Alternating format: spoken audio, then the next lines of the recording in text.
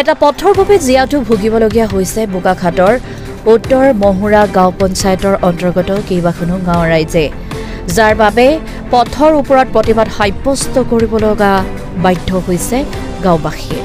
নিৰ্বাচনৰ সময়তহে ৰাইজলৈ মনত পৰে জনপ্ৰতিনিধিৰ, পিছে নিৰ্বাচনী বৈতৰণিৰ পাৰ হলেই সমষ্টিবাসীৰ ফালে পিঠি দিয়ে জনপ্ৰতিনিধিয়ে। বোকাখাট সমষ্টিৰ উত্তৰ মহুৰা গাঁও পঞ্চায়তৰ গাতে লাগি থকা ১ নম্বৰ গৰৈমাৰী গাঁৱৰ পৰা বৰদলন সংযোগী পথৰ দৃশ্যই সকলোৰে চকু কপালত তুলিব। বোকাৰে পৰিপূৰ্ণ এয়া যেন পথ নহয়, বাৰিষাৰ পথাৰহে। সেয়ে বোকাময় এই পথটোক লৈ দেওবাৰে প্ৰতিবাদ সাব্যস্ত কৰে স্থানীয় ৰাইজে। উল্লেখযোগ্য যে ১ নম্বৰ গৰৈমাৰীৰ পৰা বৰতল সংযোগী এই গুৰুত্বপূৰ্ণ পথটোৱে সংযোগ কৰিছে ১ নম্বৰ মহুৰা পথ, ২ নম্বৰ মহুৰা পথ, কমাৰগাঁও আদিকে ধৰি কেইবাখনো গাঁও।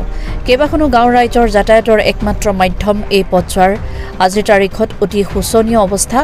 নিৰ্বাচনৰ সময়ত প্ৰতিশ্ৰুতিৰ বন্যা বোৱাই দিয়া স্থানীয় বিধায়ক তথা মন্ত্ৰী অতুল বৰাই এতিয়া পাহৰিছে গাঁও কেইখনৰ গঞাক। আনটো বাদেই যাতায়াতৰ নামতো এতিয়া গঞা ৰাইজে ভুগিছে নৰক যন্ত্ৰণা।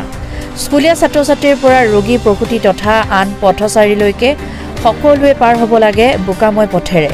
পথটোৰে জৰুৰীকালীন সময়ত আহিব নোৱাৰে স্বাস্থ্য বিভাগৰ ১০৮ বাহনো। পথ নিৰ্মাণ নকৰিলে গঞা ৰাইজে ভোট বৰ্জনৰ হুংকাৰ দিয়ে। গোলাঘাটৰ পৰা প্ৰাঞ্জল দাসৰ report, Assam north east news live.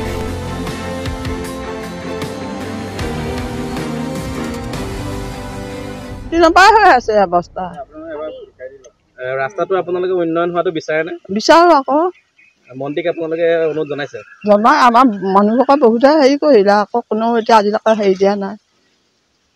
আমি ভোটে নিদিওঁ এই ৰাস্তাটোৰ কাৰণে। কিমান আমি প্ৰতিবাদ চলালো। এই ২ টকা লোৱা এইখিনিত মৰিলে, এই 2টা লোৱা মৰোতে তেওঁ নিজে আহি চাইছে, চাই ফটো চটো উঠাই নিছে। তেতিয়া আমাক তেতিয়া নাপায়, আমাক টুটাই এই ৰাস্তাটো কিয় কাৰণে নিদিয়ে?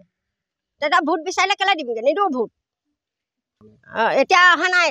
সেইদিনাখন আহিছিলে হেৰিয়ালৈ পালনাম হওঁতে মানুহজন, তাৰপিছত পালনামৰ পৰা গুচি গৈছে। ঘাঁহ কাটিবলৈ গৈছিলে আকৌ। ঘাঁহ কাটিবলৈ গৈ পেলাই ল'ৰাকেইটা এতিয়া সাঁতুৰিব নজনা ল'ৰা, লাহেকৈ নাও বুৰি গ'ল।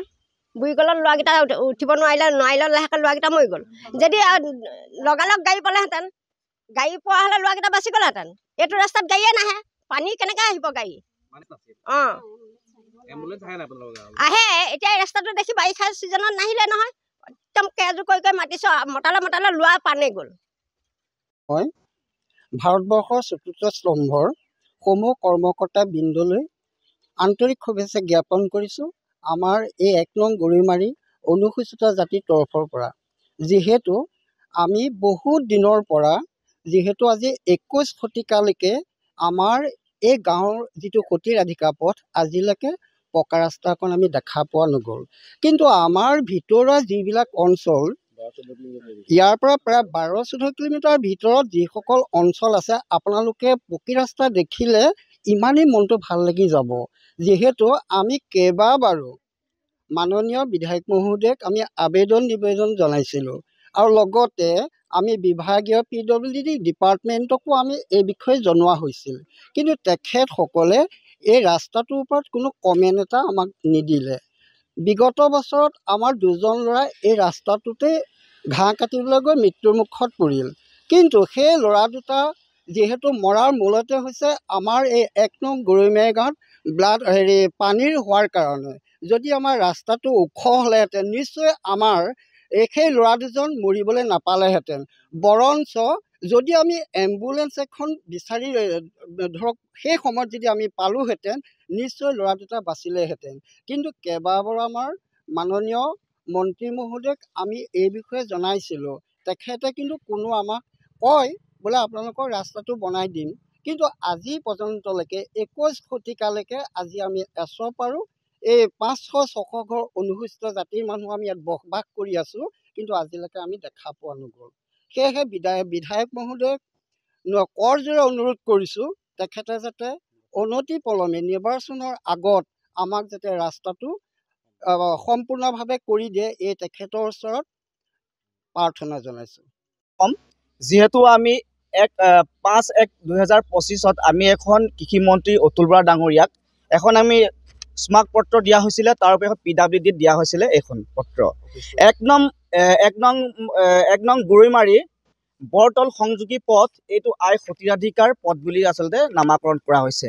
এই নামাকৰণ কৰাৰ পিছতো অনুসূচিত জাতি কৈৱৰ্ত ব্যক্তি বসবাস কৰি থকা এই ৰাস্তাটো কৃষি মন্ত্ৰী অতুল বৰা ডাঙৰীয়াই 15টা বছৰে আবেদন নিবেদন কৰাৰ পিছত তেখেতে বোকাখাট সমষ্টিত আহি দুটাকে বিভাগৰ মন্ত্ৰী হ'ল। বোকাখাটৰ পৰা নিৰ্বাচন হৈ তেখেত মন্ত্ৰী হ'ল।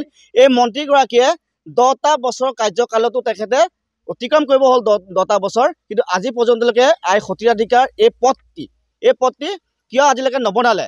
আমি আপোনাক তথ্য সহকাৰে প্ৰমাণ দেখাই দিছোঁ যে আই সতীৰাধিকাৰ এই পথটো বনাবৰ কাৰণে পকীকৰণ কৰিবৰ কাৰণে আমি PWDত এখন লেটাৰ দিয়া হৈছে, কৃষি মন্ত্ৰী অতুল বৰাক দিয়া হৈছে, 1 নং গৰৈমাৰী ৰাইজে দিয়া হৈছে। সকলো ৰাইজে ওলাই গৈ তেখেতক এই নামঘৰ হৰি মন্দিৰৰ কাষতে তেখেতক লগ কৰি পেলাই যে কৈছে যে আমাৰ এই পকীকৰণ হ'ব লাগে ৰাস্তাটো, যিহেতু ইয়াত বানপানীৰ সমস্যা জৰ্জৰিত হৈ থকা সমস্যা ঠাই। এই ঠাইত যদি পকা নহয় তেন্তেহ'লে এই মানুহখিনি কিমান অসুবিধা হয়। সেইকাৰণে ক'ব বিচাৰিছোঁ যে কৃষি মন্ত্ৰী অতুল বৰাই যে আমাৰ আই সতীৰাধিকাৰ এই পথটি কিয় নবনায়। তেখেতে দেখা পোৱা গৈছে তেখেতে আমি আজি সতী সাধনীক আমি শ্ৰদ্ধা কৰোঁ, ভাল পাওঁ, কিন্তু তেখেতে সতীৰাধিকাক তেনেদৰে কিয় নাচায়। আমাৰ আইগৰাকীৰ নামত নামাকৰণ হোৱা ৰাস্তাটো নবনোৱাত আজি আমাৰ 1 নং গৰৈমাৰীৰ এই বৰতল সংযোগী পথ আই সতীৰাধিকাৰ পথৰ ওপৰত উঠি পেলাই আজি ৰাইজে ভোট বৰ্জন কৰিম বুলি ঘোষণা কৰিছে। আৰু যিহেতু তেখেত যদি ইয়ালৈ আহে তেখেতক গৌবেগ ধ্বনিৰে কৰা হ'ব। আৰু যিহেতু আমাৰ ইয়াত লিখা আছে যে আগন্তুক পঞ্চায়ত ইলেকশ্যনৰ আগমুহূৰ্তত যদিহে আমাৰ পকীকৰণ নকৰে তেতিয়াহ'লে আমি আন্দোলন কাৰ্যসূচী ল'ম বুলি ইয়াত আমাৰ পত্ৰত লিখা আছে। সেইকাৰণে আজি পোনপ্ৰথমে এই ঠাইৰ পৰা এটা অকণমানকৈ দেখাবহে বিচাৰিছোঁ যে আমি কোৱা কথাটো হয়নে নে নহয় নে মিছা কথা কৈছোঁ। সেইকাৰণে আজি ৰাইজক 1 নং গৰৈমাৰী ৰাইজক লগ লৈ এই আই সতীৰাধিকাৰ পথটোত আজি আমি উপস্থিত হৈ পেলাই কৃষি মন্ত্ৰী অতুল বৰাৰ মন মগজুত সোমাবৰ কাৰণে আমি এই ঠাইত উপস্থিত হৈছোঁ। তেখেতে বোকাখাট সমষ্টিটো উন্নয়ন কৰিব লাগে। যিহেতু আমাৰ অনুসূচিত কৈৱৰ্ত ব্যক্তি যিটো ঠাইত বসবাস কৰে সেই ঠাইবিলাক কোনো কাৰণে তেখেতে পকীকৰণ কৰিব নিবিচাৰে, উন্নয়ন কৰিব নিবিচাৰে।